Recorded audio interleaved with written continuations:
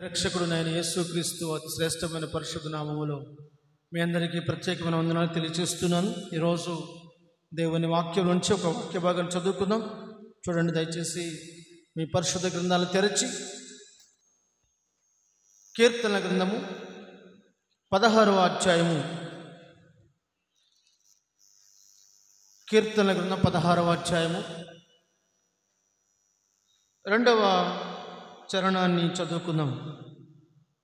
నీవే ప్రభుడవు, నీవే ప్రభుడవు, నీకంటే నాకు క్షేమాధారం ఏదియూ లేదని, నీకంటే నాకు క్షేమాధారం ఏదియూ లేదని యెహోవాతో నేను మనవి చేయుదును. యెహోవాతో నేను మనవి చేయుదును.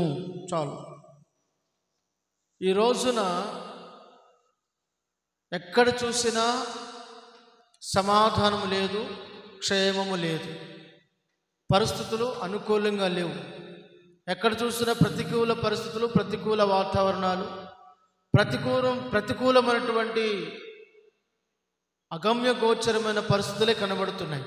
అయితే దేవుని వాక్యం అంటుంది, కీర్తనాకారుడైన దావీదు మహారాజు అంటున్నాడు, ఏమని మాట్లాడుతున్నాడంటే, ప్రభువా నీవే దేవుడవు, నీవే ప్రభుడవు, నీవే నా ఏలిన వాడవు, నీవే నా రాజువు, నీవే నా ప్రభువు. ప్రభువు అంటే ఏలేవాడు, ప్రభువు అంటే ప్రభుత్వము చేసేవాడు, అధికారి. అందుకే అంటున్నాడు, నీవే నా ప్రభుడవు, నీవే నా దేవుడవు, నీవే నా రాజువు, నీవే నా అధికారివి, నీకంటే నాకు క్షేమాధారం ఏదియూ లేదు, నీకంటే నాకు క్షేమాధారం ఏదియూ లేదని నేను దేవునితో మనవి చేసుకుంటున్నాను అంటున్నాడు. దేవాది దేవుని ఎంత విశ్వసించాడంటే ఈ కీర్తనాకారుడు దావీదు మహారాజు అందరికంటే ఎక్కువగా, అన్నిటికంటే ఎక్కువగా దేవునిపై మక్కువ కలిగిన వాడు ఈ కీర్తనాకారుడు దావీదు మహారాజు. మనమైతే మనుషులను ప్రేమిస్తాం, వస్తువులను ప్రేమిస్తాం, అందచందాలను ప్రేమిస్తాం, ఆస్తిపాస్తులను ప్రేమిస్తాం, అంతస్తులను ప్రేమిస్తాం, అన్నీ తెలిసిన వాడిని ప్రేమిస్తాం. కానీ కీర్తనాకారుడు దావీదు ఎవరిని అధికముగా ప్రేమించాడు తన జీవితంలో అంటే ప్రభువును అధికముగా ప్రేమించాడు. కనుక ప్రభువుని అధికముగా ప్రేమించాడు కనుక నీకంటే నాకు క్షేమాధారం ఏది లేదయ్యా, నా జీవితంలో క్షేమాన్ని కలుగచేసేవాడు నీవేనయ్యా అని నమ్మి విశ్వసించి ప్రార్థిస్తున్నాడు. మనం కూడా ప్రార్థన చేస్తాం. మన ప్రార్థనలు చాలా వ్యత్యాసంగా ఉంటాయి. మన ప్రార్థనలు చాలా మనకి అర్థం కాని స్థితిలో ఉంటాయి. మన ప్రార్థనకు తల ఎక్కడో తోక ఎక్కడో తెలియదు. మన ప్రార్థన ఎక్కడ ప్రారంభిస్తామో ఎక్కడ ముగిస్తామో తెలియదు. మనం ఎలా ప్రారంభించాలో తెలియదు, ఎలా ముగించాలో కూడా తెలియదు. అసలు దేవుని దగ్గర ఏం అడగాలో కూడా తెలియదు చాలామందికి. ఏది పడితే అది అడుగుతూ ఉంటారు, ఏది పడితే అది ప్రార్థన చేస్తూ ఉంటారు, ఏది పడితే ఎట్లా పడితే అట్లాగా దేవుని సన్నిధికి వస్తూ ఉంటారు. కానీ కీర్తనాకారుడు దావీదు, ఈ దావీదు మహారాజు దేవుని సన్నిధిలో కడు భయభక్తులు కలిగిన వాడు, దేవుని సన్నిధిని ప్రేమించిన వాడు, దేవుని మనస్సును అర్థం చేసుకున్నట్లుగా తన హృదయాన్ని దేవునికి హత్తుకునేలా చేసుకున్నవాడు. దేవునికి స్తోత్రం, హల్లెలూయా. కాబట్టి నీవే ప్రభుడవు, నీకంటే నాకు క్షేమాధారం ఏదియూ లేదు అని చెప్తున్నాడు. చూడండి, ఈ కడవరి దినాల్లో ఎక్కడ చూసినా క్షేమం లేదు కదా, ఎక్కడ చూసినా నెమ్మది లేదు కదా, ఎక్కడ చూసినా సంతోషం లేదు కదా. ఎక్కడ చూసినటువంటి ఇటువైపు చూసినా, వార్తలు విన్నా, ఏ ప్రాంతానికి వెళ్ళినా, ఎవరిని గురించి విన్నా, ఎవరి చెంతకు వెళ్ళి మాట్లాడినా వాళ్ళు చెప్పే మాట ఏంటంటే, మాకు నెమ్మది లేదు, సంతోషము లేదు, సమాధానం లేదు, క్షేమము లేదు అని చెప్తూ ఉన్నారు. అయితే క్షేమము లేని, క్షామము ఏలుబడి చేస్తున్న ఈ కడవరి దినాలలో, మనశ్శాంతి కరువైపోతున్న దినాలలో నువ్వు ప్రభువుని కనుక విశ్వసించి ఆయనపై ఆనుకోనగలిగితే ఆయన నీకు నెమ్మదినిస్తాడు, సంతోషమునిస్తాడు, క్షేమమును కలుగజేస్తాడు. దేవునికి స్తోత్రం, హల్లెలూయా. చూడండి, యెషయా గ్రంథము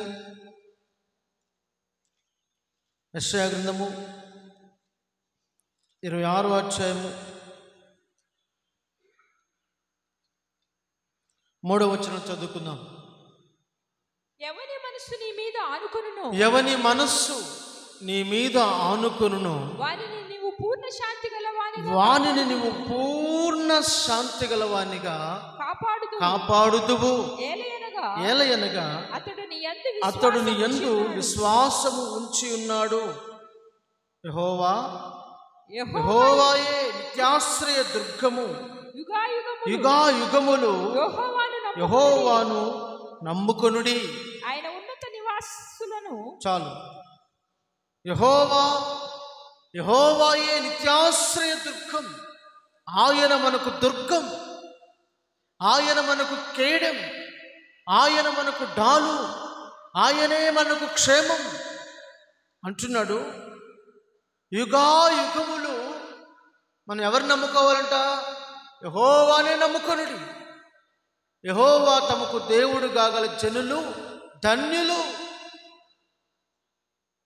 యెహోవా ఉత్తముడని రుచి చూసి తెలుసుకొనుడి అంటున్నాడు. మన ప్రభు ఎవరో, ఎటువంటి వ్యక్తో, ఆయన గుణగణాలు ఏమిటో, ఆయన లక్షణాలు ఏమిటో మనం రుచి చూసి తెలుసుకోవాలంట. ఎలా తెలుసుకోవాలి? రుచి ఆయనతో సహవాసము చేసి. ఏమండి, ఈ లోకంలో ఎవరైనా 6 నెలలు సహవాసం చేశారనుకోండి, వాళ్ళు వీళ్ళలాగా మారిపోతారు కదా. ఆ మనిషైనా ఈ మనిషి అనుకోవాలి, అంతగా మారిపోతారు. లోకం ఎవరినైనా మార్చేస్తుంది కదా. లోకం యొక్క ప్రభావం ఎవరినైనా మార్చేస్తుంది. కానీ ప్రభువుతో సహవాసం చేస్తే మనం ఎవరిలా మారుతాం? ప్రభువు వలె మార్చబడతాం. దేవునికి స్తోత్రం. ఆయన పోలికలోనికి మార్చబడతాం. ఆయన గుణలక్షణాలు మనకు దేవుడు ధరింపజేస్తాడు. ప్రేమ, శాంతి, దయ, సద్గుణము, దీర్ఘశాంతం, మంచితనం, ఆశా నిగ్రహం, ఇవన్నీ కూడా సత్క్రియలు కలిగి, ఓపికతో సత్క్రియలు కలిగి చేయనట్లుగా దేవుడు తన మహిమైశ్వర్యము చేత మనలను నింపుచూ ఉన్నాడు. కనుక మనము ప్రభువుతో సహవాసము చేసిన వారమైతే మన జీవితము ఆశీర్వాదకరముగా మార్చబడుతుంది. యెహోవాను నమ్ముకొనుడి, యుగాయుగములు ఆయనే ఆశ్రయదుర్గం. ఆయన ఒక యుగములో ఉన్నవాడు కాదు, ఒక కాలంలో ఉండేవాడు కాదు, లేదా కొన్ని సంవత్సరాలు ఉండి తొలగిపోయేవాడు కాదు. ఆయన యుగాయుగములు, ఆది అంతము లేనివాడు. అందుకే దేవుని వాక్యం సెలవిస్తుంది, అల్ఫా ఒమేగా, మొదటివాడు కడపటివాడు. ఇదిగో మృతుడనైతిని గాని యుగాయుగములు జీవించుచున్నాను అని చెప్పినవాడు. యుగాయుగములు, మృతుడనైతిని గాని ఇదిగో యుగాయుగములు జీవిస్తున్నాను. మన ప్రభు యుగాయుగములు జీవించేవాడు. జగత్తు పునాది వేయబడక మునిపే ఆయన ఉన్నవాడు. నేలమంటి రవ్వంతలను రూపించబడక మునిపే ఆయన ఉన్నవాడు. పర్వతములు పుట్టక మునిపే ఆయన ఉన్నవాడు. సమస్త సృష్టి కలుగక మునిపే ఆయన ఉన్నవాడు. అందుకే ఆయన పేరేంటి? ఏం పేరు ఆయన పేరు? మోషే అడుగుతున్నాడు, ఇశ్రాయేలు ప్రజలకి నేనేం చెప్పాలి? ఫరో రాజుకి నేనేం చెప్పాలి? నువ్వెవరు అని చెప్పాలి అంటే ప్రభు చెప్తున్నాడు, నేను ఉన్నవాడను అనువాడనని చెప్పు. ఉన్నవాడును అనువాడను, ఆయన పేరే ఉన్నవాడు. యుగాయుగములు ఉన్నవాడు, మనతో ఉన్నవాడు. ఆయన మనలో ఉన్నవాడు, మనలో సంచరించువాడు, మనతో నివాసము ఏర్పరచుకున్నవాడు, మనల్ని ప్రేమించి మన కొరకు బలియాగముగా అర్పించబడిన ప్రభు. ఆయన మనకు క్షేమాధారం, ఆయన మనకు క్షేమాధారం. చూడండి, మనం ఈరోజు క్షేమముగా, సంతోషముగా, ఆరోగ్యముగా, సంతృష్టిగా, ఏ రోగము లేకుండా, ఏ బలహీనత లేకుండా, ఏ సమస్య లేకుండా, ఏ పాపపు ఊపిలో చిక్కుకొనకుండా, హాస్పిటల్లోనో రోగంతోనో వ్యాధితోనో బాధతోనో మూలుగుతానో ఎక్కడో బజార్లో తిరుగుతూనో ఉండకుండా మనము ప్రభు సన్నిధిని కూర్చొని ఆయన ఆరాధించగలుగుతున్నాం ఈ మంచి దినమున అంటే అది ప్రభు మనకిచ్చిన క్షేమము కాదా? మనకంటే మంచివారు, మనకంటే జ్ఞానం కలిగిన వారు, మనకంటే అన్నీ తెలిసిన వాళ్ళు మనకంటే అన్ని విషయాల్లో ఉన్నతమైన స్థితిలో ఉన్నవారు సమాధానము లేక, క్షేమము లేక, సంతోషము లేక, కలిసి ఉండలేక రకరకాల బాధలు పాటలు పడుతూ ఉన్నారు. మనమైతే దేవుని సన్నిధిలో పచ్చని ఒలీవ చెట్టు వలె ఉన్నాము. కీర్తనాకారుడు దావీదు అంటాడు, నా మటుకు నేనైతే ఆయన మందిర ఆవరణంలో పచ్చని ఒలీవ చెట్టు వలె ఉన్నాను అంటున్నాడు. పచ్చని ఒలీవ చెట్టు. ఆయన సన్నిధిలో జీవించు భాగ్యము గొప్పది, ఆయనతో ఉండు భాగ్యము గొప్పది. లోకములో 1000 దినములు గడుపుట కంటే దేవుని మందిర ఆవరణం 1 దినము గడుపుట 1000 దినముల కంటే శ్రేష్టమైనది. ప్రభువుతో నీవు సమయాన్ని గడపగలుగుతున్నావా? ప్రభువుతో నువ్వు ఉండగలుగుతున్నావా? ప్రభువుని స్తుతించగలుగుతున్నావా? ప్రభువుని ఆరాధించగలుగుతున్నావా? ప్రభువుని మహిమపరచగలిగినట్లయితే నీకు క్షేమం, నీకు క్షేమం, నీకు క్షేమం. మనుషులతో సమయాన్ని గడిపితే నీకు క్షేమం రాదు. మనుషులతో సమయాన్ని గడిపితే క్షేమము రాదు. దేవునితో సమయాన్ని గడిపి చూడు, నీకు ఎంత క్షేమమో, ఎంత సమాధానమో, ఎంత నెమ్మదో, ఎంత ఆరోగ్యమో, ఎంత భద్రతో, ఎంత కాపుదల దేవుడు నీకు ఇస్తాడు. చాలామంది మనుషులతో ఒక మాట చెప్పున, మోషే దేవుడు ఏర్పరచుకున్నాడు, అహరోను దేవుడు ఏర్పరచుకున్నాడు. మోషే సినాయి పర్వతం మీద కొండపైన ప్రభువుతో నివాసం చేస్తున్నాడు. అహరోను కింద ప్రజలతో ఉన్నాడు. మోషే దేవుని దగ్గర నుండి ఆజ్ఞలు తీసుకుని వస్తున్నాడు. అతని ముఖము ప్రకాశిస్తూ ఉంది. దేవుని సన్నిధిలో 40 రోజులు ఉన్నాడు కదా, దేవునితో 40 దినాలు ఉన్నాడు కదా. అతని ముఖం ప్రకాశిస్తూ ఉంది. దేవుని దగ్గర నుండి కొన్ని ఆజ్ఞలు తీసుకుని వస్తున్నాడు. కానీ క్రింద ఉన్నటువంటి అహరోను ప్రజలతో ఉన్నాడు. అంటున్నాడు, ఆ మోషే ఏమాయునో అని ప్రజలు అనగానే వారి కొరకు ఒక దూడను చేశాడు, వారి కొరకు ఒక విగ్రహాన్ని చేశాడు, దాన్ని ఆరాధించేటట్లు చేశాడు, దాన్ని పూజించేటట్లు చేశాడు. ప్రజలందరినీ కూడా శాపగ్రస్తులుగా చేశాడు. ఒక మాట చెప్పనా, దేవునితో ఉన్నవాడు దేవుని మహిమతో నింపబడ్డాడు.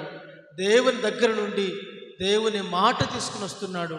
అతని ముఖమును ప్రజలు చూడలేకపోతున్నారు. అతని ముఖం ప్రకాశిస్తూ ఉంది. కానీ మనుషులతో ఉన్నవాడు క్షీణదశకు చేరుకున్నాడు. మనుషులను, దేవుని పిల్లలను క్షీణింప చేస్తున్నాడు. దేవుని ప్రజలను, ఇశ్రాయేలులను చెడగొట్టి నాశనం చేశాడు. వారిని శాపగ్రస్తులుగా మార్చేశాడు. ఎలా మార్చేశాడు? తాను శాపగ్రస్తుడైపోయాడు, ప్రజలను కూడా శాపగ్రస్తులుగా మార్చేశాడు. దేవునితో ఉంటే నీకు ఆశీర్వాదం, నీకు సంతోషం. ప్రజలతో నువ్వు సమయాన్ని గడుపుతూ ఉంటే శాపగ్రస్తుడుగా మారిపోతావు. జాగ్రత్త. ఎక్కడ నీవు నిలుచు స్థలం, ఎవరితో నీ సహవాసం, ఎక్కడ ఎక్కువ సమయం గడుపుతున్నావు, ఎవరితో ఎక్కువసేపు మాట్లాడుతున్నావు, ఎవరితో ఎక్కువ సమయం గడుపుతున్నావో నువ్వు నీ కాలాన్ని, నీ సమయాన్ని నువ్వు గుర్తించాలి. దేవునితోనా, మనుషులతోనా? మనుషులతో సహవాసం నీకు క్షేమము కాదు. దేవునితో సహవాసం చేయడానికి ఇష్టపడు. దేవునికి స్తోత్రం. కీర్తనాకారుడు దావీదు మహారాజు అంటున్నాడు, నీవే నీవే నీవే ప్రభుడవు, నీకంటే నాకు క్షేమాధారం ఏదియూ లేదు. ఇంకా ఆయన అంటున్నాడు, నా క్షేమానికి ఆధారము నీవే, నా క్షేమానికి ఆధారము నీవే. ఎవరు నీ క్షేమానికి ఆధారం? నీ ఉద్యోగమా?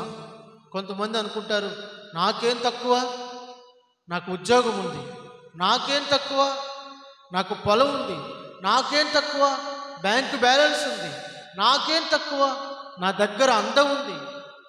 ఏముందంట? అందం. నా అందంతో నేను డబ్బు సంపాదించగలను. నాకేం తక్కువ, నాకు బోల్డంతమంది తెలుసు.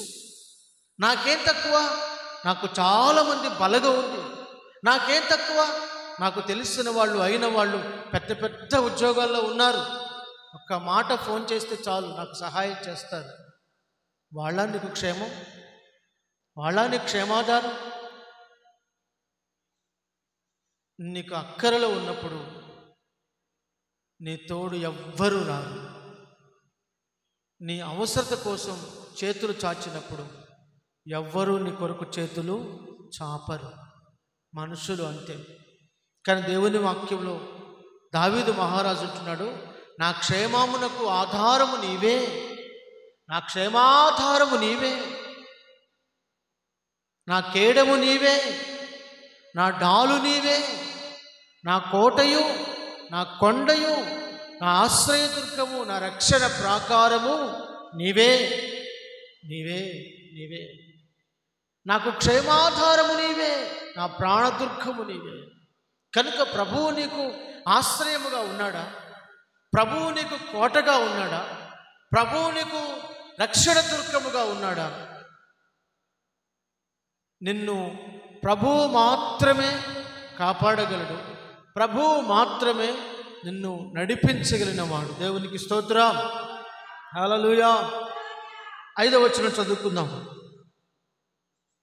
16వ కీర్తన 5వ వచనం. యెహోవా నా స్వాస్థ్య భాగము, నా స్వాస్థ్య భాగమును, నా పానీయ భాగమును, నీవే నా భాగమును కాపాడుచున్నావు. మనోహర స్థలములలో నాకు పాలు ప్రాప్తించెను. శ్రేష్టమైన స్వాస్థ్యము నాకు కలిగెను. నాకు ఆలోచనకర్త అయిన యెహోవాను స్తుతించెదను. రాత్రి గడియలలో నా అంతరేంద్రియము నాకు బోధించుచున్నది సదాకాలము. చాలు. దేవునికి స్తోత్రం. హల్లెలూయా. చదవబడిన ఈ లేఖన భాగంలో ఏమని మాట్లాడుతున్నాడు కీర్తనాకారుడు దావీదు అంటే, ఇదిగో యెహోవా నా భాగ్యము నీవే, నా పానీయ భాగ్యము నీవే, నీవే నా భాగమును కాపాడుచున్నావు అంటున్నాడు. నా భాగమును కాపాడుచున్నావు. దేవుడు ఏం కాపాడుతున్నాడట? ఏం కాపాడుతున్నాడు? భాగమును కాపాడుతున్నాడు. స్తోత్రం. హల్లెలూయా. దేవుని వాక్యాన్ని జాగ్రత్తగా వినాలి. యెహోవా నా భాగమును, నా పానీయ భాగమును నీవే కాపాడుచున్నావు అంటూ, నాకు మనోహరమైన స్థలములలో పాలు ప్రాప్తించెను, శ్రేష్టమైన స్వాస్థ్యము నాకు కలిగెను అంటున్నాడు. ఏంటి నీ స్వాస్థ్యం? ఏంటి నీ భాగ్యం? ఏంటి నీ గొప్ప ఖ్యాతి అనంటే, ప్రభు సన్నిధిలో దావీదు మహారాజు ఏమని చెప్తున్నాడంటే, ఇదిగో నన్ను కాపాడువాడు కునుకడు నిద్రపోడు. ఇశ్రాయేలు నీ భాగ్యం ఎంత గొప్పది! నిన్ను కాపాడువాడు కునుకడు నిద్రపోడు. ప్రభు మనల్ని క్షణమైన మర్చిపోతున్నాడా?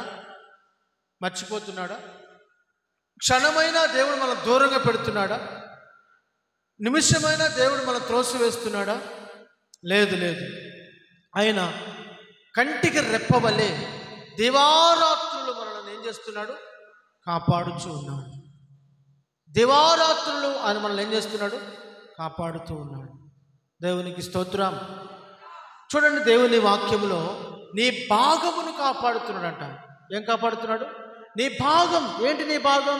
ఏ విధంగా దేవుడు నిన్ను కాపాడుతాడు? పరిశుద్ధ గ్రంథంలో నుంచి మనం చూద్దాం. 91వ కీర్తన 4వ వచనం. 91వ కీర్తన 4వ వచనం. ఆయన తన రెక్కలతో నిన్ను కప్పును, ఆయన రెక్కల క్రింద నీకు ఆశ్రయము కలుగును. చూడండి, ఆయన తన రెక్కలతో నేనేం చేస్తున్నాడంట? కప్పుచూ ఉన్నాడట. కోడి తన పిల్లలను తన రెక్కల క్రింద కప్పినట్లుగా పైన ఆకాశంలో తిరుగుతున్న గద్ద చేతులను పడకుండా, కంటిలో పడకుండా, గద్ద ఈ యొక్క కోడి పిల్లలు ఆహుతి కాకుండా గద్ద దుష్టుని నుండి కాపాడినట్లుగా, ఈ యొక్క కోడి తన రెక్కల క్రింద తన పిల్లలను దాచినట్లుగా దేవుడు మనల్ని ఏం చేస్తున్నాడు? ప్రతిరోజు ప్రతిదినము తన రెక్కల నీడలో మనకు క్షేమాన్ని కలుగచేస్తున్నాడు. నువ్వు అనుకుంటావు, నేను రాత్రి గట్టిగా తిన్నాను, బలమైన ఆహారం తిన్నాను, 3 రోజుల నుంచి వర్షం కురుస్తుంది కనుక రాత్రి బిర్యానీ తెచ్చుకుని తిన్నాను, కాబట్టి బిర్యానీ తిన్న బలం వలన పొద్దునే లెగిసాను అనుకుంటున్నాను కదా. చాలామంది ఏమనుకుంటారంటే తిన్న తిండిని బట్టి బలం అనుకుంటారు. కాదు కాదు కాదు. దేవుడు నిన్ను కాపాడాడు. దేవుడు నీకు ప్రొటెక్షన్, దేవుడు నీకు కాపుదలనిచ్చాడు, దేవుడు నిన్ను భద్రపరిచాడు. అందుకని ఈరోజు ఉదయాన్నే నువ్వు చక్కగా లేవగలిగావు. లేకపోతే చలితోనో, వణుకుతోనో, జ్వరంతోనో, అనారోగ్యంతోనో, మరింకేదో వ్యాధితోనో బాధపడుతూ లేవాల్సి వచ్చేది. కానీ దేవుడు నీకు ఎలా ఇచ్చాడు? సంపూర్ణమైన ఆరోగ్యాన్ని ఇచ్చాడు, సంపూర్ణమైన శక్తినిచ్చాడు, సంపూర్ణమైన బలమునిచ్చాడు. అందుకే అంటున్నాడు, ఇదిగో చూడండి మాట చదవండి. ఆయన తన రెక్కలతో నిన్ను కప్పును, ఆయన రెక్కల క్రింద నీకు ఆశ్రయము కలుగును. ఆయన సత్యము కేడమును డాలునై ఉన్నది. రాత్రి వేళ కలుగు భయముకైనను, పగటి వేళ ఎగురు బాణముకైనను, చీకటిలో సంచరించు తెగులుకైనను, మధ్యాహ్నమందు పాడు చేయు రోగముకైనను నీవు భయపడకుందువు. చూసారండి, ప్రభువు మనల్ని ఎలా కాపాడుతున్నాడు? ఇశ్రాయేలు, నిన్ను కాపాడువాడు కొనుకడు, నిద్రపోడు. ఎలా కాపాడుతున్నాడు ప్రభువు నిన్ను? అందుకే కీర్తనకారుడు దావీదు మహారాజు ఏమంటున్నాడంటే, నీవే నా భాగము, నీవే నా స్వాస్థ్య భాగము, నీవే నా పానమును, నీవే నా భాగమును కాపాడుచున్నావు. నా ప్రాణమే నా భాగం, నా శరీరమే నా భాగం, నా స్వాస్థ్యము నా ప్రాణం. కనుక దేవుడు నీ ప్రాణాన్ని, నీ భాగమును కాపాడుతున్నాడు. ఎలాగూ? రాత్రి వేళ కలుగు భయముకైనను. రాత్రి అయిందంటే ఎవరికైనా భయమే కదా. చాలామంది చూడండి, రాత్రి అయిందంటే ఎంత భయపడతారు. బయటికి వెళ్ళాలంటే అడుగు బయట పెట్టాలంటే భయం. కొంతమందికి బల్లిని చూస్తే భయం, కొంతమందికి పావును చూస్తే భయం, కొంతమంది కప్పను చూస్తే భయం, కొంతమందికి తేలు చూస్తే భయం, కొంతమందికి ఇంకా రకరకాల భయాలు ఉంటాయి. ప్రతి భయము నుండి ప్రభు మనల్ని ఏం చేస్తున్నాడు? కాపాడుతున్నాడు. ఏం చేస్తున్నాడు? కాపాడుతున్నాడు. అందుకే దేవుని వాక్యం అంటుంది, రాత్రి వేళ కలుగు భయముకైనను, పగటి వేళ ఎగురు బాణములకైనను. మీకు తెలియకుండానే పగటి వేళలో, ఈ పగలు సమయంలో కొన్ని బాణాలు ఎగురుతూ ఉన్నాయి. ఆ బాణాల గురించి ఇప్పుడు లోతుగా ధ్యానం చేయడం సమయం లేదు, కానీ ఇంకా తెలియజేస్తూ అంటున్నాడు, చీకటిలో సంచరించు తెగులుకైనను, మధ్యాహ్నమందు పాడు చేయు రోగములకైనను. ఎక్కువ శాతం మనుషులకు రోగాలు ఎప్పుడు వస్తాయంటే మధ్యాహ్నం. ఎప్పుడు? మధ్యాహ్నం. కనుక మధ్యాహ్నం టైంలోనే ఎక్కువ రోగాలు మనిషిని ఆవరిస్తాయి. కనుక మధ్యాహ్న సమయం ముందు పాడు చేయు, చాలా చక్కగా రాశారు చూడండి, పాడు చేయు రోగం అంట. ఏ రోగం ఇది? పాడు చేయు రోగముకైనను నీవు భయపడకూడదు. చీకటిలో తెగులు, చీకటిలో ఏం సంచరిస్తుందంట? తెగుళ్ళు సంచరిస్తున్నాయి.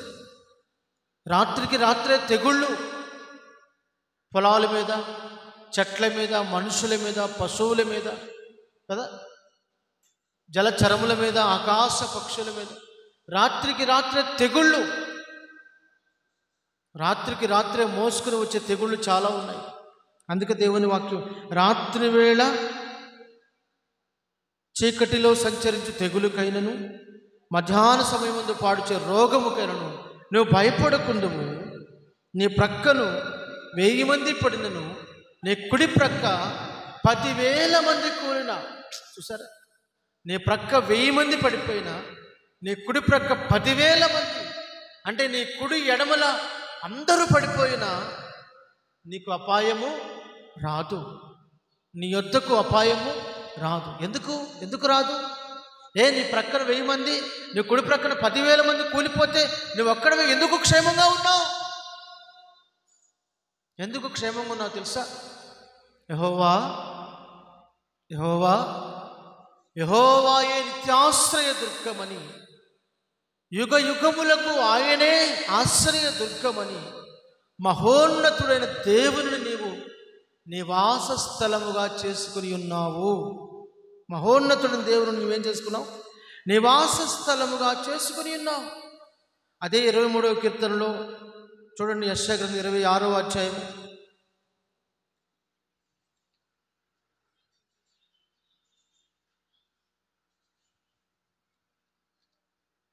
మహోన్నతుడైన దేవుని నీవు నివాస స్థలముగా చేసుకుని ఉన్నావు.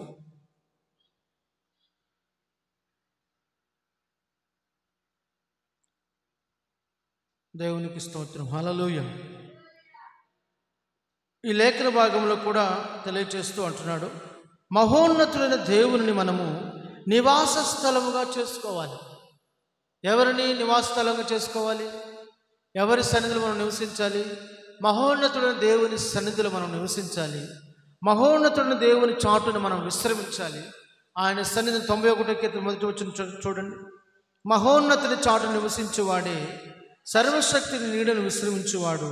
ఆయనే నాకు ఆశ్రయము, నా కోట, నేను నమ్ముకొను నా దేవుడని నేను యెహోవాను గూర్చి చెప్పుచున్నాను. చాలు. నేను ఎవరిని గురించి మాట్లాడుతున్నాను అంటున్నాడు దావీదు మహారాజు. చూడండి, ఈ యొక్క కీర్తనలో దైవజనుడైన మోషే ప్రార్థన చేస్తున్నాడు. ఏమని ప్రార్థన చేస్తున్నాడు? మహోన్నతుడా, మహోన్నతుడా, నిన్ను నేను నివాస స్థలముగా చేసుకుని ఉన్నాను. నీవే నా ఆశ్రయదుర్గము, నీ రెక్కల చాటు నేను నివసిస్తున్నాను, నీ రెక్కల శరణుదొచ్చి ఉన్నానని చెప్పి మాట్లాడుతూ ఉన్నాడు. మనము ఆయన రెక్కల నీడలోనికి వచ్చి, ఆయన శరణుదొచ్చి, ఆయన ఆశ్రయంలోనికి వచ్చి మనం ఆశ్రయం పొందాలి. చూడండి, ఇప్పుడు తుఫాన్లు వచ్చినప్పుడు అక్కడక్కడ షెల్టర్లు ఉంటాయి, తుఫాన్ షెల్టర్. అప్పుడు ఎక్కడైతే గ్రామాలు మునిగిపోతూ ఉంటాయో, లోతట్టు ప్రాంతాలు ఎక్కడైతే ఉంటాయో, ఆ ప్రాంతంలో ప్రజలందరినీ కూడా ఎక్కడికి చేరుస్తారు? ఆ తుఫాన్ షెల్టర్లోనికి చేరుస్తారు. అంటే అవి ఎందుకు కట్టబడ్డాయి? ఆశ్రయపురాలుగా ఉన్నాయి. ఆపద వచ్చినప్పుడు ఆదుకోవడానికి ఆశ్రయపురాలుగా ఉన్నాయి. అలాగే దేవుడు కూడా తన ప్రజలకు నిత్యాశ్రయ దుర్గమట. ఏ దుర్గము? నిత్యాశ్రయ దుర్గం. ఆయన మహోన్నతుడు, నిత్యము నీకు ఆశ్రయంగా ఉన్నాడు. కనుక ఆయన రెక్కల నీడలోనికి నువ్వు శరణొచ్చినప్పుడు, ఆయన రెక్కల నీడలోనికి వచ్చినప్పుడు నీకు క్షేమం. నీకేంటి? క్షేమం. కాబట్టి చెప్పండి, ప్రభు మనకు క్షేమము, ప్రభు సన్నిధి మనకు క్షేమాధారం. ప్రభు సన్నిధిలో మనం నివసించడమే అంతకు మించిన క్షేమాధారం మనకేదియూ లేదు. ఆయన మనకు కేడము, ఆయన మనకు దుర్గము, ఆయన మనకు ఆశ్రయము, ఆయన మనకు డాలు, ఎత్తైన కోట, ఎత్తైన కోట. కనుక శత్రువు మన మీదకి దండెత్తి మనం నాశనం చేయకున్నట్లు ఆయన మనకు ఆశ్రయపురముగా ఉన్నారు. దేవునికి స్తోత్రం. హల్లెలూయా, హల్లెలూయా. ఇక్కడ అంటున్నాడు, చూడండి, చదువుదాం ఆ వాక్య భాగం నుంచి. 16వ కీర్తన 7వ వాక్య భాగం చదువుకుందాం. 16వ కీర్తన 7వ వచనం. నాకు ఆలోచనకర్త అయిన యెహోవాను స్తుతించెదను. నాకు ఆలోచనకర్త అయిన యెహోవాను స్తుతించెదను. చాలు. చూడండి, ప్రభువు మనకు, మొదటిగా ప్రభువు మనకు క్షేమాధారం. 2, ప్రభువు మనల్ని కాపాడువాడు. 3వది, ప్రభువు మనకు ఎవరయ్యా అంటే మనోహరమైన స్థలములలో పాలు ప్రాప్తించినట్లు చేసేవాడు. అందుకే ఎందుకు వచ్చిన మనం చదువుకున్నాం కదా, 6వ వచనంలో ఏమని చదువుకున్నాం? మనోహరమైన స్థలములలో నాకు పాలు ప్రాప్తించెను, శ్రేష్టమైన స్వాస్థ్యము నాకు కలిగింది. అంత మాత్రమే కాకుండా 7వ వచనంలో అంటున్నాడు, నాకు ఆలోచనకర్త అని యెహోవాను స్తుతించెదను. ప్రభువు మనకు క్షేమాధారం మాత్రమే కాదు, ఆయన మనకు ఆలోచనకర్త. ఎవరైనా మనకు ఆలోచనకర్త. కనుక మనం ఎవరిని ఆధారం చేసుకోవాలి? ఎవరిని ఆధారం చేసుకోవాలి? ఆలోచనకర్త అయిన యేసుని మనము ఆధారము చేసుకోవాలి. దేవునికి స్తోత్రం. మోషే తన జీవిత కాలంలో తన చేతి కర్రను ఆధారం చేసుకొనక ప్రభువు చెప్పిన ఆలోచన చప్పున నడుచుకున్నాడు. మోషే తన జీవితంలో అద్భుతాలు చేసే చేతి కర్ర మీద ఎప్పుడూ ఆనుకోలేదు. అద్భుతాలు చేసే చేతి కర్రను ఎప్పుడూ దానిపై ఆధారపడలేదు, దానిని ఆధారం చేసుకోలేదు. వింటున్నారా? మోషే దేవుడిచ్చినటువంటి తన చేతిలో ఉన్న ఆ చేతి కర్రను దేవుడు ఉపయోగించుకున్నాడు. కానీ మోషే ఎప్పుడు కూడా తన జీవితంలో ఆ యొక్క చేతి కర్ర మీద ఆధారపడలేదు. ఆలోచనకర్త అయిన దేవుడి మీదే, ఆలోచనకర్త అయిన ప్రభువు మీదే తను ఆధారపడ్డాడు. దేవునికి స్తోత్రం, హల్లెలూయా.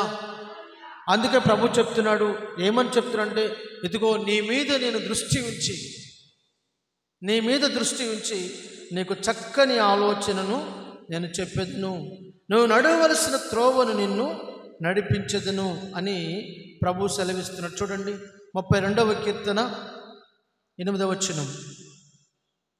32వ కీర్తన 8వ వచనం. నీకు ఉపదేశము చేసేదను, నీవు నడవవలసిన మార్గమును నీకు బోధించదును, నీ మీద దృష్టి ఉంచి నీకు ఆలోచన చెప్పేదను. జీవితంలో ఆలోచన చాలా ప్రాముఖ్యమైంది. అది కూడా మంచి ఆలోచన. మంచి ఆలోచన ఒక మంచి నిర్ణయాన్ని తీసుకొస్తుంది. ఒక మంచి నిర్ణయం మన జీవితాన్ని నిలబెడుతుంది. నీ నిర్ణయం సరైనదైతే నీ మార్గము కూడా సరైనదే. నీ నిర్ణయం తప్పుడు నిర్ణయం అయితే నీ మార్గము కూడా తప్పుడు మార్గంగానే ఉంటుంది. అర్థమవుతుందా? కనుక నువ్వు తీసుకునే నిర్ణయాన్ని బట్టే నీ జీవిత గమ్యస్థానం నీకు నిశ్చయించబడుతుంది. కనుక నీ జీవితంలో నీకు ఆలోచన చాలా ప్రాముఖ్యమైనది. అందుకని దేవుని వాక్యం ఉంటుంది, ఆలోచనకర్తలు అనేకులునుట క్షేమకరం. చాలామందికి చూడండి, ఆలోచన చెప్పేవారు ఉండరు.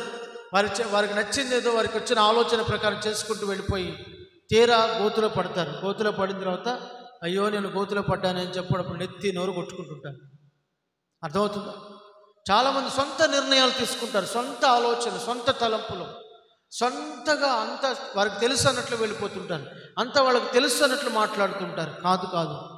మోషే ఇశ్రాయేలు ప్రజలు నడిపించగల సామర్థ్యం కలిగిన వాడైనా, మోషే యుద్ధ ప్రావీణ్యత కలిగిన వాడైనా, మోషే ఉన్నత విద్యను అభ్యసించిన వాడైనా, మోషేకి అన్నీ తెలిసినా మోషే ఫరో కుమారుడు అనిపించుకొనక దేవుని ప్రజలకు శ్రమపడుటకు ఇష్టపడిన వాడు కనుక మోషే తన చేతి కర్ర మీద ఆధారపడక ఎవరి మీద ఆధారపడ్డాడు? దేవుని ఆలోచన మీద ఆధారపడ్డాడు. నీ జీవితంలో ఎవరి ఆలోచన తీసుకుంటున్నావు? కొంతమంది వాళ్ళకి తెలిసిన వారి ఆలోచన తీసుకుంటారు, కొంతమంది వాళ్ళకంటే పెద్దవాళ్ళ ఆలోచన తీసుకుంటారు. అర్థమవుతుందా? రకరకాల ఆలోచన. ఈ సమస్య వచ్చింది, నన్ను ఏం చేయమంటావు అని పెద్దవాళ్ళని అడిగి, తెలిసిన వాళ్ళని అడిగి, వేరే ఎవరెవరో ఆలోచనలు తీసుకుంటారు. వారి ఆలోచన చొప్పున నడుస్తారు. తీరా సతికిల పడతారు. ఎందుకంటే వారి ఆలోచనలు పనిచేయి. అవి దేవుని నడిపింపు కాదు, దేవుని చిత్తము కాదు. నీకు వచ్చే ఆలోచన నువ్వు సరైనదని ఎలా అనుకుంటావు? ఎలా తీర్మానించగలుగుతావు? నీకు వచ్చే ఆలోచన సరైనది అని అనుకోవడానికి, తెలుసుకోవాలంటే నువ్వు ప్రభు సన్నిధిలో ప్రార్థించి కనిపెట్టే వ్యక్తిగా ఉండాలి. ప్రార్థించి కనిపెట్టే వ్యక్తిగా ఉండాలి. అందుకనే మోషే దేవుని సన్నిధిలో మోకరించేవాడు, దేవుని సన్నిధిలో ప్రార్థించేవాడు. కష్టం వచ్చినప్పుడల్లా, ఇబ్బంది వచ్చినప్పుడల్లా, సమస్య వచ్చినప్పుడల్లా దేవుని సన్నిధిని చేరేవాడు, దేవుని సన్నిధిని మోకరించేవాడు, దేవుని సన్నిధిని ముఖము నేలమోపేవాడు, దేవుని సన్నిధిని ముఖము నేలమోపి అంగలార్చి ప్రార్థన చేసేవాడు.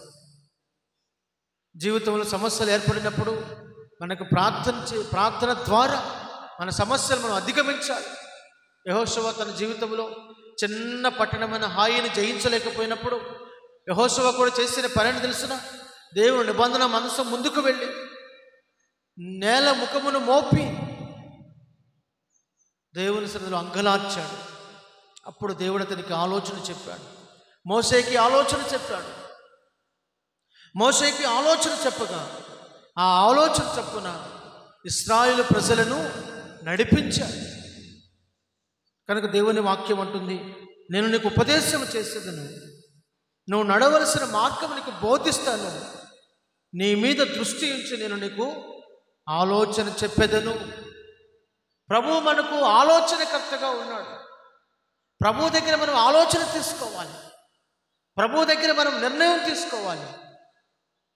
మొదటిగా దేవుడు మనకు క్షేమాధారం, రెండవదిగా ప్రభువు నిన్ను కాపాడుతాడు. మూడవదిగా ప్రభువు నీకు ఆలోచనకర్త. ఆయన క్షేమాధారం. అంటే ఎటువంటి క్షేమాధారం? మొదటిది కాపుదల, నీకు కాపుదల, కాపాడుతాడు. రెండవదిగా నీకు ఆలోచన చెప్పి నడవలసిన మార్గంలో నడిపిస్తాడు. చూడండి, యేసు ప్రభు దగ్గరికి కొంతమంది వచ్చారు. వచ్చి యేసు ప్రభుని శోధించాలని, పరీక్షించాలని, నీ బోధకుడు పన్ను చెల్లించడా అని అడిగితే యేసు ప్రభు వెంటనే ఏమన్నాడు తెలుసిన? తన శిష్యుల్ని పిలిచి, ఇదిగో మీరు సముద్రంలోనికి వెళ్ళండి, అక్కడ వల విసిరండి, ఒక చేప పడుతుంది, ఆ చేప నోట్లో షెకేల్ ఉంటుంది. ఏముంటుంది? షెకేల్. అది తీసుకొని మీరు పన్ను చెల్లించండి. కైసరివి కైసరుకును, దేవునివి దేవునికి చెల్లించండి. మనం దేవునికి చెల్లించవలసినవి దేవునికి చెల్లించాలి. కైసరు అనగా ప్రభుత్వం, ప్రభుత్వానికి చెల్లించవలసినవి ప్రభుత్వానికి చెల్లించాలి. అద్భుతమైన మాట చెప్పున, ఒక నిజ క్రైస్తవుడు మాత్రమే, ఒక నిజ క్రైస్తవుడు మాత్రమే, మరలా చెప్తున్నాను, ఒక నిజమైన క్రైస్తవుడు మాత్రమే దేవునివి దేవునికి ఇస్తాడు, ప్రభుత్వానికి చెందవలసినవి ప్రభుత్వానికి పన్ను చెల్లిస్తాడు. ఏం చెల్లిస్తాడు? పన్ను చెల్లిస్తాడు. పన్ను చెల్లించని ప్రతివాడు దొంగ. పన్ను చెల్లించని ప్రతివాడు దొంగ. కనుక దేవునివి దేవునికి చెల్లించండి. చూడండి, ఆలోచన చెప్పాడు ప్రభు శిష్యులకి, వెళ్ళండి సముద్రం వలవేయండి. వెంటనే ప్రభు ఆలోచన తీసుకొని వారు వెళ్ళి వల విసరగా వారికి ఒక చేప దొరికింది. ఆ చేప నోట్లో ఏముంది? షెకేల్. షెకేల్ ఉంది. దేవునికి స్తోత్రం, హల్లెలూయా. ఎంతమంది చూశారు షెకేలు? షెకేల్ ఎంతమంది చూశారు? ఇద్దరు మాత్రమే చూశారు. దేవునికి స్తోత్రం, హల్లెలూయా. చాలా పురాతనమైనటువంటి ఆ షెకేలు, బైబిల్లో రాయబడిన షెకేలు ఇప్పటికీ దేవుని కృపచేత మా దగ్గర ఉండడానికి దేవుడు సహాయం చేశాడు. Praise the lord. యెరూషలేములో దొరుకుతున్నటువంటి అక్కడ షెకేల్ మా దగ్గర ఉండడానికి దేవుడు కృప చూపించారు. అందుని బట్టి దేవుని స్తుతిస్తున్నాను. మంచిది. దేవుని వాక్యంలో నుంచి మరొకసారి చూద్దాం. చూడండి, దేవుని ఆలోచన ద్వారా నువ్వు నడిపించబడుతున్నప్పుడు నీ గిన్నె నిండి పొర్లుచున్నది. నీ గిన్నె నిండి ఏమవుతుంది? పొర్లుచుంది. అది పొంగి ప్రవహిస్తుంది. ఎందుకంటే కీర్తనకారుడు దావీదు మహారాజు అంటున్నాడు. చూడండి, 23వ కీర్తనలో, యెహోవా నా కాపరి, నాకు లేమి కలుగదు. పచ్చిక గల చోట్లను ఆయన నన్ను పరుండ చేయుచున్నాడు. శాంతికరమైన జలముల యొద్దకు నన్ను నడిపించుచున్నాడు. నా ప్రాణమునకు సేద తీర్చుచున్నాడు. తన నామమును బట్టి నీతి మార్గములను నడిపించుచున్నాడు. గాఢాంధకారపు లోయలో నేను సంచరించినను ఏ అపాయమునకు నేను భయపడను. నీవు నాకు తోడయుందువు. నీ దుడ్డు కర్రయు నీ దండమును నన్ను ఆదరిస్తాయి. నా శత్రువుల ఎదుట నీవు నాకు భోజనము సిద్ధపరచదవు. నూనెతో నా తల అంటి ఉన్నావు. నా గిన్నె నిండి పొర్లుచున్నది. నా హృదయం అనే గిన్నె నిండి పొంగి ప్రవహిస్తా ఉంది. నేను బ్రతుకు దినములన్నీ కృపాక్షేమములే నా వెంట వచ్చును. చిరకాలము యెహోవా మందిరములో నేను నివాసము చేసేదను. చిరకాలము. చూసారా అతని సంతోషం ఎలా వ్యక్తపరుస్తున్నాడో, అతని ఆనందం ఎలా తెలియజేస్తున్నాడో. యెహోవా నాకు కాపరి, నాకు మనుషులు కాదు కాపరి, దేవుడే నా కాపరి. ఆయన నన్ను పచ్చిక గల చోట్లకు పరుండ చేస్తున్నాడు, నడిపిస్తున్నాడు. శాంతికరమైన జలముల యొద్దకు నన్ను తీసుకుని వెళుతున్నాడు. కృపా క్షేమములే నా వెంట వచ్చినట్లు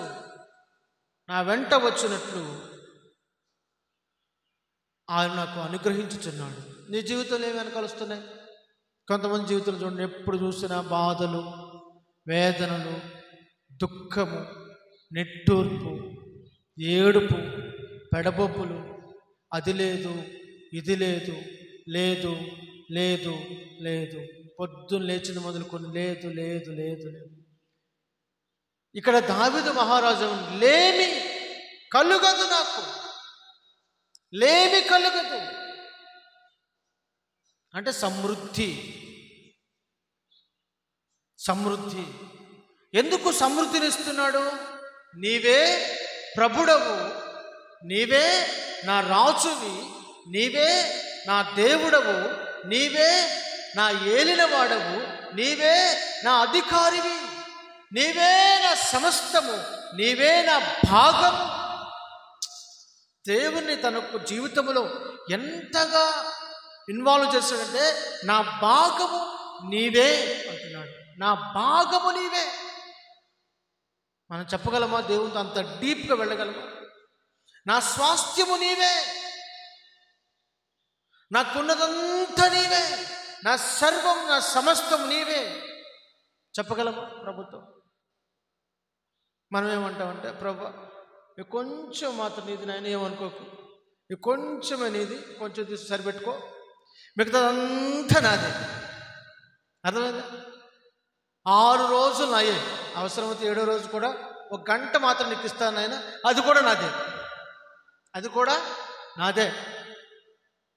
మనిషి బుద్ధి చూశారు, ఎంత మంచి బుద్ధ, చెడ్డ బుద్ధి. అర్థమవుతుంది? చెడ్డు బుద్ధి. దేవునికి ఏది కూడా మన జీవితంలో ఇవ్వకుండా మనం ఫలించండి. దేవునికి సమయాన్ని ఇవ్వాలి, దేవునికి నీ భాగమునివ్వాలి, దేవునికి నీ స్వాస్థ్యమునివ్వాలి, దేవునికి నీ కష్టార్జితమునివ్వాలి. చాలామంది తెలియక పిచ్చి పిచ్చి వాగుడు వాగుతున్నారు. అవి లేఖనానికి సరిపోల్చబడవు. లేఖనానికి సరిపోల్చబడిన భాగాలు చాలా ఉన్నాయి. దావీదు మహారాజు చరిత్ర తెలిస్తే ఎవడు కూడా నేను చెప్పిన ఈ మార్గంలోనికి వస్తాడు తప్ప ఆ మాటకు వ్యతిరేకంగా ఉంటాడు. దావీదు మహారాజు గొర్రెల దొడ్డిలో ఉన్నవాడు. ఉన్నత స్థలములపై నివాసం, అందుకని మనోహరమైన స్థలములో నాకు పాలు ప్రాప్తించాను. సియోను కొండపై రాజ్యాన్ని ఏలాడు. మహోన్నతమైన స్థలములలో నివసించాడు. ఎక్కడిది ఇంత భాగ్యం అంటే తన జీవితంలో దేవుడే భాగం. ప్రతి విషయంలో దేవునికి భాగం.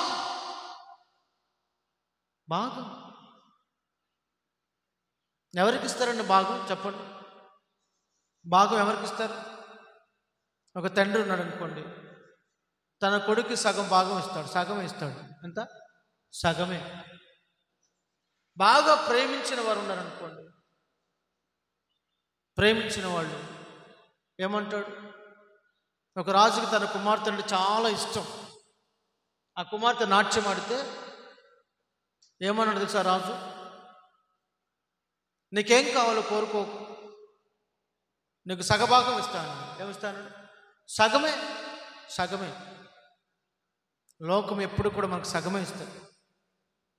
మనం కనీసం దేవునికి కొంచెమే ఇవ్వగలుగుతున్నామా? అది దావీదు మహారాజు నా భాగము నీవే. సగం అనే మా పదం వాడు అసలు సగం నీకే దేవా అని అనలా. అర్థమవుతుందా? ఆ వచనం మరొకసారి చదవండి. 16వ కీర్తన 5వ వచనం. యెహోవా నా స్వాస్థ్య భాగము, నా పానీయ భాగము, నీవే నా భాగమును కాపాడుచున్నావు. నీవే నా భాగం. నిజంగా దేవుడిస్తేనే ఏదైనా మనం అనుభవించగలం. వాస్తవమే. ఏదైనా దేవుడిస్తేనే మనం అనుభవించగలం, ఏదైనా దేవుడిస్తేనే మనం పొందుకోగలం. కానీ దేవుడిచ్చింది మరలా దేవునికి ఇవ్వడానికి మనకు బాధ. చూసారా, పిల్లలు చాక్లెట్ మమ్మీ చాక్లెట్ అని వేధిస్తారు. 5 స్టార్ చాక్లెట్ కావాలంటే సరే తల్లి 5 స్టార్ చాక్లెట్ కొనిచ్చిన తర్వాత ఏమడుగుతుంది తల్లి? కొంచెం పెట్టినానా అంటది. కొంచెం పెట్టినానంటే వాడేం చేస్తాడు? నువ్వే కొనిచ్చావు కదా తల్లి, అమ్మ నువ్వే తీసుకో అంటాడా? అన్నాడు. కొంచెం గిల్లి ఇస్తాడు. కొంచెం గిల్లి అంత పెడతాడు, చిన్న ముక్క పెడతాడు. కొంతమంది బుద్ధి చూడండి, అసలు అది కూడా పెట్టరు, దాచేసుకుంటారు. నాది దాచేసుకుంటారు. కొంతమంది బుద్ధి అంతే, దేవుని పిల్లల బుద్ధి కూడా అంతే. దేవుడిచ్చినవి అనుభవిస్తూ, దేవుడిచ్చినవి అన్నీ అనుభవిస్తూ దేవునికి ఇవ్వడానికి కొంతమందికి మనస్సు రాదు, చేతులు రాదు, ముందడుగు వేయలేరు. కానీ కీర్తనకారుడు దావీదు మహారాజు అంటున్నాడు, నీకంటే నాకు క్షేమాధారం ఏది లేదు, నీవే నా స్వాస్థ్యం, నీవే నా భాగం. అందుకని ప్రభు అతనికి కాపాడుచూ ఉన్నాడు, అతనికి ఆలోచన చెప్పుతూ నడిపిస్తూ ఉన్నాడు. అతనిని నడిపించడం మాత్రమే కాదు, అతని హృదయం పొంగునట్లుగా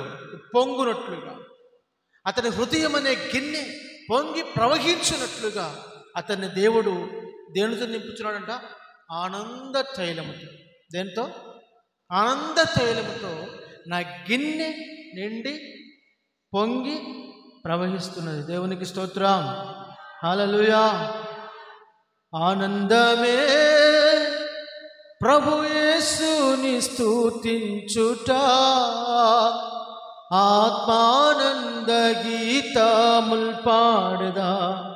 ఆనందమే ప్రభు యేసుని స్తుతించుట, ఆత్మానంద గీతముల్ పాడదా. మన జీవితంలో ఎప్పుడు ఆనందం ఉండాలి. కొందరు ముఖాలు చూడండి ఎట్లుంటాయి తెలుసా?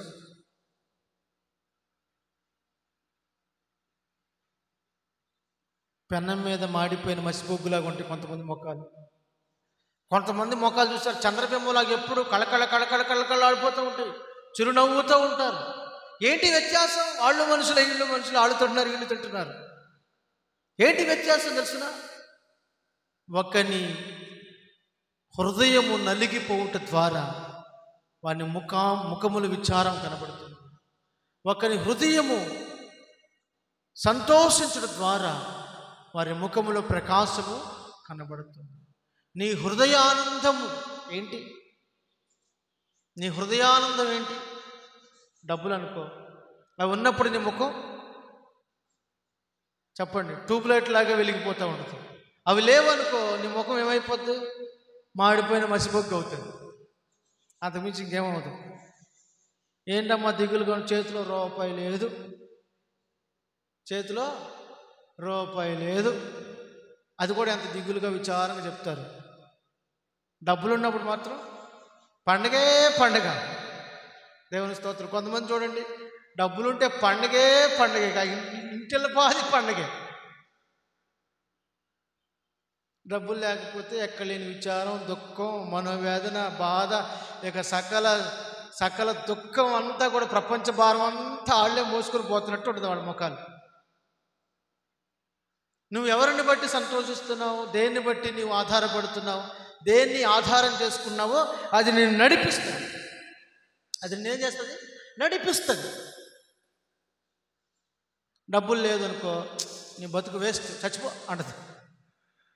డబ్బులు లేవు కదా నీ చేతిలో, చచ్చిపో వేస్ట్ అంటది. అంటే డబ్బు నేను నడిపిస్తుంది కాబట్టి. అర్థమవుతుందా? మనుషుల వెంబడి నడుస్తున్నావు అనుకోండి, మనుషులు నీకు దూరం అయినప్పుడు చూసావో నిన్ను ఎంతగా వాడుకుని వదిలేశారు. వాళ్ళు వాడుకున్నారు, వీళ్ళు వాడుకున్నారు, వాళ్ళు వాడుకున్నారు, వీళ్ళు వాడుకున్నారు. నిన్ను వాడుకున్న ఎవరు అందరూ వాడుకుని వదిలేశారు. ఇట్లాంటి మనుషులతో నువ్వు సహవాసం, ఇట్లాంటి వాళ్ళ మధ్య నువ్వు వద్దు, చచ్చిపో అంటది. చచ్చిపోతావు కదా. మనుషులను వెంబడిస్తే మన జీవితంలో క్షేమము కనిపించదు, నెమ్మది ఉండదు. మనుషులు నిన్ను ప్రేమించట్లేదని వాళ్ళ ప్రేమ వెంబడి పరిగెత్తి వాళ్ళ ప్రేమ కోసం తహతహలాడి నన్ను ప్రేమిస్తావా లేదా, నన్ను ప్రేమించని వాళ్ళ వెనక పరిగెత్తి నిన్ను ప్రేమించున్నాను, నీ ముఖం నాకు చూపించదు అన్నారు అనుకోండి. చూసావా, నన్ను ప్రాణానికి ప్రాణంగా ప్రేమించిన నువ్వే నన్ను నా ముఖం చూపించదంటే ఇంకా నేను ఎందుకు బ్రతకాలి? చస్తా అని ఏట్లో దూకి, కాలంలో దూకి, ఏంటి చెరువుల్లో దూకి వచ్చేవాళ్ళు చాలామంది లేరా? ఉన్నారు. నాగార్జున సాగర్లో దూకుతా అంది ఒక అమ్మాయి. దూకు అని అంటాడు. ఈ నిజంగా దూకి చచ్చింది. అర్థమైందా? ఎందుకు? నువ్వే నన్ను ప్రేమించకపోతే ఇంక లేరా భూమి మీద ప్రేమించేవాళ్ళు? నరుల ప్రేమ నీ నుండి ఏదో ఒక ఫలితాన్ని ఆశిస్తుంది. అది దొరికిన మీదట నిన్ను విడిచిపెడుతుంది. కానీ దేవుని ప్రేమ అది కాదు. కీర్తనకారుడు దావీదు మహారాజు దేవుణ్ణే తన గుండెలకు హత్తుకొని ప్రేమిస్తున్నాడు. దేవుని హృదయాన్ని ఎరిగినవాడు, దేవుని మనస్సును అర్థం చేసుకున్నవాడు. ప్రభువే సాక్ష్యం ఇస్తున్నాడు, ఇదిగో ఇతడు నా హృదయానుసారుడు, నా చిత్తమంతయు నా ఉద్దేశమంతయు నెరవేర్చేవాడు, నేను ఇతని కోరుకున్నాను. మనం దేవుని కోరుకోవడం గొప్పతనం కాదండి. మనం ప్రభువుని కోరుకోవడం గొప్పతనం కాదు. ప్రభువు నిన్ను కోరుకోవడం అది నీ గొప్ప భాగ్యం. ప్రభువు నిన్ను కోరుకోవడం నీ గొప్ప భాగ్యం. అర్థమవుతుంది మీకు? నువ్వు దేవుణ్ణి ప్రేమించడం గొప్ప కాదు, కానీ దేవుడు నిన్ను ప్రేమిస్తున్నాడు, అది గొప్పతనం. Praise the Lord. Hallelujah, hallelujah. చూడండి, ప్రభు మనకి ఆలోచన చెప్పేవాడు, ఆలోచనకర్త. ఒక తల్లి, అయ్యా ఇదిగో నా భర్త చనిపోయాడు, నాకు 2 బిడ్డలు ఉన్నారు, అప్పుల వాళ్ళు వచ్చారు, నా భర్త చనిపోయేటప్పుడు చాలా అప్పులు చేశాడయ్యా, ఎన్నో అప్పులు చేశాడు. ఇప్పుడు అప్పుల వాళ్ళు వచ్చి అప్పులు తీర్చమని అడుగుతుంటే నా దగ్గర ఏం లేదని చెప్తే, సరే నీకున్న 2 కొడుకులు మాకు ఇచ్చేసేయి, మేము తీసుకెళ్ళిపోతాం, ఆ అప్పు తీరే వరకు వాళ్ళ చేత పని చేయించుకుంటాం, ఎన్ని సంవత్సరాలతో అన్ని సంవత్సరాలు అని అప్పుల వాళ్ళు తన కుమారులు 2 తీసుకెళ్ళిపోతుంటే ఆ తల్లి తోచని స్థితిలో ఏడ్చుకుంటూ దేవాలయానికి వచ్చింది, ప్రార్థనా మందిరానికి వచ్చింది. ఆ ప్రార్థనా మందిరంలో దైవజనుడు ఉన్నాడు. దైవజనుడు చెప్పుకుంది, అయ్యా నా సమస్య ఇదని.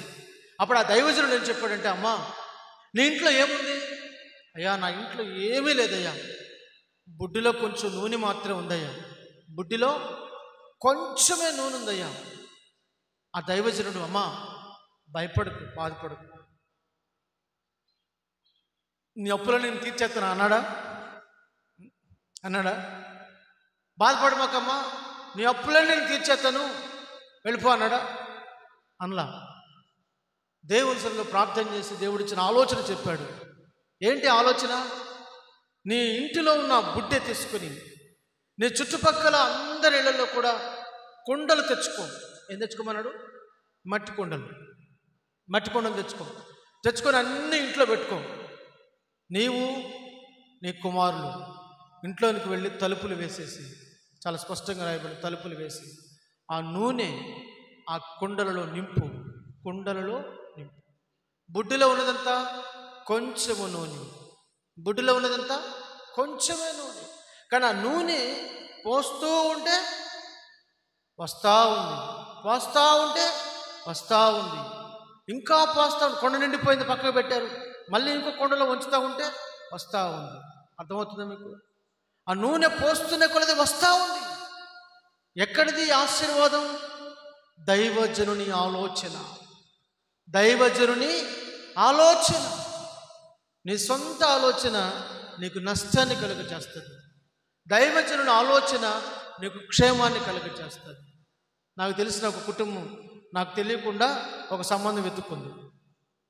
పెళ్లి చేయాలనుకున్నారు, అన్నీ అయిపోయినాయి, ఇంకా పెళ్లి మాత్రం పెట్టుకున్నారు. సడన్గా అంతా కూడా కొలాప్స్ అయిపోయింది. నష్టం, ఎక్కడికక్కడ నష్టం, లక్షల రూపాయల నష్టం వచ్చింది. అప్పుడు వాళ్ళు ఏమనుకున్నారంటే, మనం దైవజనుడి చేతిలో పెట్టుకొని కూడా దైవజనుడు తీసుకొని పోవడమే మనకు కలిగిన నష్టం, ఈసారి దైవజనుడు తీసుకుని వెళ్దామని చెప్పి దైవజనుడిని వెంట పెట్టుకుని వెళ్ళారు. రెండవసారి వివాహం ఆశీర్వాదకరంగా జరిగింది. వాళ్ళని ప్రేమించి దేవుడు ఒక మంచి కుమార్తెను కూడా ఇచ్చాడు, మంచి ఇల్లు ఇచ్చాడు, మంచి ఉద్యోగాన్ని కూడా దేవుడు ఇచ్చాడు, వాళ్ళని స్థిరపరిచాడు. ఎందుకు ఈ మాట చెప్తున్నానంటే, దైవజనుల యొక్క ఆలోచన మీకు క్షేమం. అట్లని ఏ దైవజనుడు పడితే ఆ దైవజనుని ఆలోచన తీసుకుంటే నష్టపోతారు.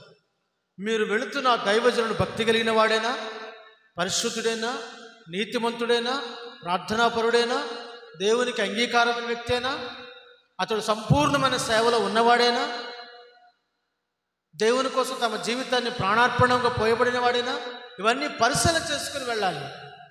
ఏ దైవజనుడు పడితే ఆ దైవజనుడు కనబడ్డాడు, 4 మాటలు చెప్పాడు, వెళ్ళిపోదాం పదా అని వెంబడించావనుకో నష్టపోతాం, ఆత్మీయ జీవితంలో నష్టపోతాం.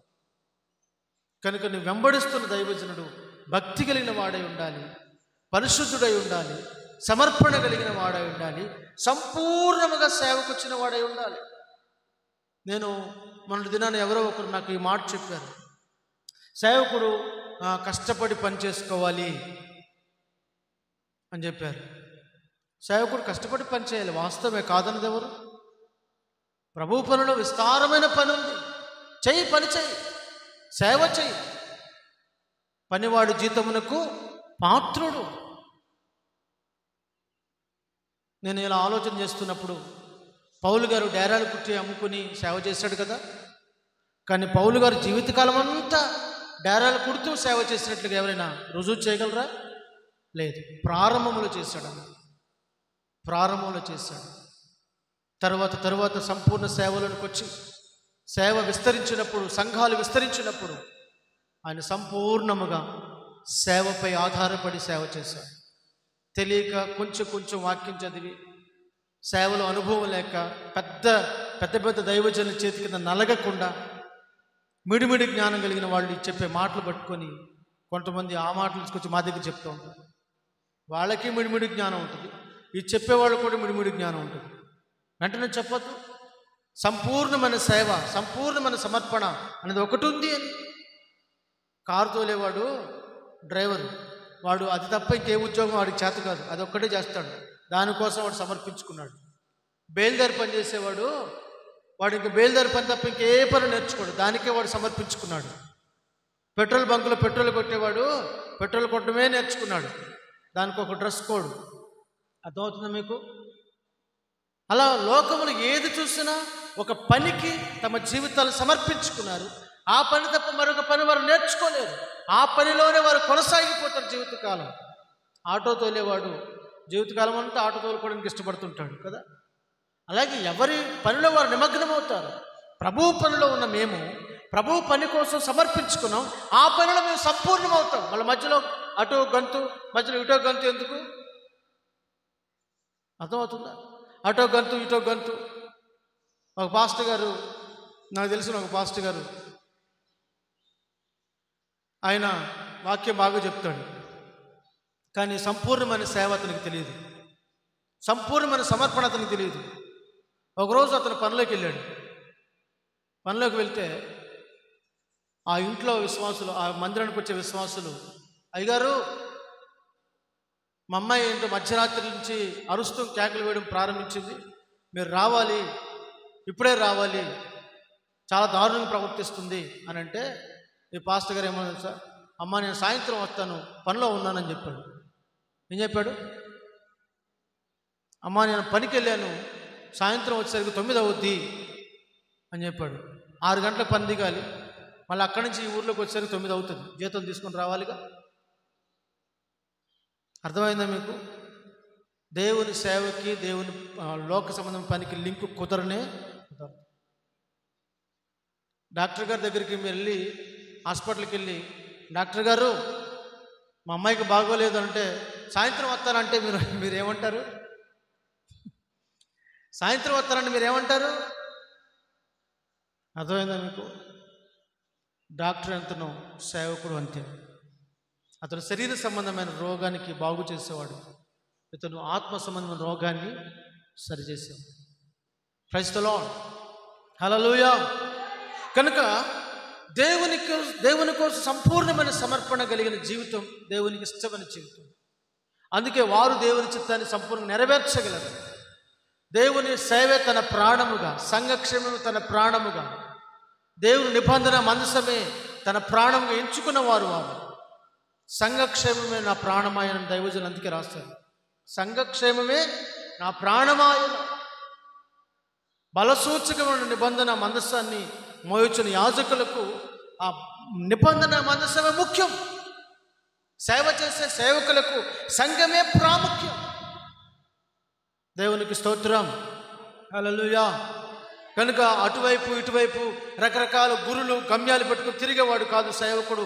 ఒకే గురి, ఒకే గమ్యం కలిగిన వాడు.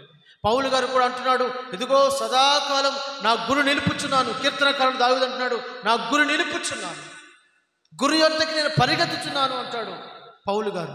చూడండి 16వ కీర్తన 8వ వాక్య భాగం. 16వ కీర్తన 8వ వాక్య భాగం చదువుకుని మనం ముగించుకున్నాం. సదాకాలము యెహోవా యందు నా గురి నిలుపుచున్నాను, ఆయన నా కుడి పార్శ్వమున ఉన్నాడు గనుక నేను కదల్చబడను. హల్లెలూయా, హల్లెలూయా, హల్లెలూయా. ఇదిగో నా గురి సదాకాలము ఆయన యందు నిలుపుచున్నాను గనుక నేను కదల్చబడను. చాలామంది ఆత్మీయ జీవితంలో కదిలిపోతున్నారు, పడిపోతున్నారు, సతికిల పడుతున్నారు. కారణం ఏమని తెలిసిన? గురి సదాకాలం ప్రభు మీద నిలపకుండా ఇదిగో కొన్ని సమయం ఏళ్ళ వైపు, కొంత సమయం ఆళ్ళ వైపు, కొంత సమయం ఆ పని వైపు, కొంత సమయం ఉద్యోగం వైపు, కొంత సమయం పొలం వైపు, కొంత సమయం ఇంకొక దాని వైపు రకరకాల పరిస్థితులు ఏర్పరచుకొని వాటన్నిటి మీద గురి నిలుపుతూ ఉన్నారు. కానీ కీర్తనకారుడు దావీదు మహారాజు అంటున్నాడు, నా గురి సదాకాలం గురి తప్పనివ్వను. నా గమ్యము, నా స్వాస్థ్యము, నా భాగము, నా క్షేమమునకు ఆధారము, నాకు ఆశ్రయ దుర్గము, నన్ను కాపాడువాడవు, నాకు ఆలోచన చెప్పువాడవు, నాకు అన్ని విషయాలలో అన్నిటిలో సరిపోయిన వాడవు కనుక నా గురి సదాకాలము నీ మీద నిలుపుచున్నాను, సదాకాలం నిలుపుచున్నాను అంటున్నాడు. మరి నీవు నీ గురి ఎవరి మీద నిలుపుతున్నావు? ఎవరితో నీవు నడుస్తున్నావు? ఎవరి మీద నీవు ఆలోచన పెట్టుకుంటున్నావు? ఎవరితో నీవు నీ ఆలోచన చెప్పుకుంటున్నావు? ఎవరి దగ్గర నుండి నీ జీవితంలో ఆలోచన తీసుకుంటున్నావు? అర్థమవుతుందా? కనుక ఈ దినం దేవుడు నీతో తేటగా, సూటిగా, స్పష్టంగా మాట్లాడుతూ వచ్చాడు. దావీదు మహారాజు వలె నీవు ప్రభు సన్నిధిలో ప్రార్థన చేయవలసిన అవసరత ఉంది. ఏమని ప్రార్థన చేయాలి తెలుసునా? ప్రభువా, సదాకాలము నా గురి నీ యందు నిలుపుచున్నాను, నన్ను గురి తప్పనివ్వద్దు. నీవే ప్రభుడవు, నీవే నా రాజువు, నీవే నా అధికారివి, నీవే నా ఏలిన వాడవు, నీవే నా సర్వాధికారి, నా స్వాస్థ్యము నీవే, నా భాగము నీవే, నన్ను కాపాడువాడవు నీవే, నాకు ఆశ్రయ దుర్గము నీవే, నాకు కేడము నీవే, నాకు దుర్గము నీవే, నాకు ఢాలు నీవే, నా ఎత్తైన ప్రాకారము నీవే, నా రక్షణ శృంగము నీవే. అందరూ కూడా ప్రభుత్వంలో ప్రార్థన చేసుకునండి. అందరూ ప్రభుత్వంలో ప్రార్థన చేసుకునండి. నీకు ఆలోచనకర్తగా ఆయన ఉన్నాడు. చక్కని ఆలోచన చెప్పి నేను నడిపిస్తాడు. నడవలసిన మార్గంలో చెయ్యి పట్టి వెన్ను తట్టి నేను నడిపించడానికి ఆయన ఇష్టపడుతున్నాడు.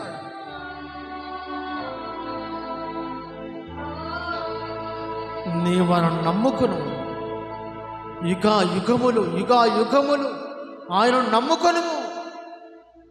ఆయన నమ్మిన వారిని ఆయన ఎన్నడూ సిగ్గుపరచడు.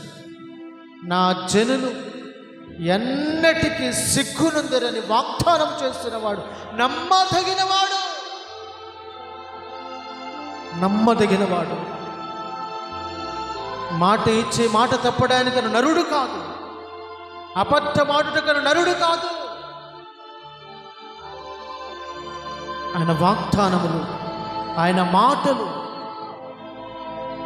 పూర్ణాంగీకారములకు యోగ్యమైనవి.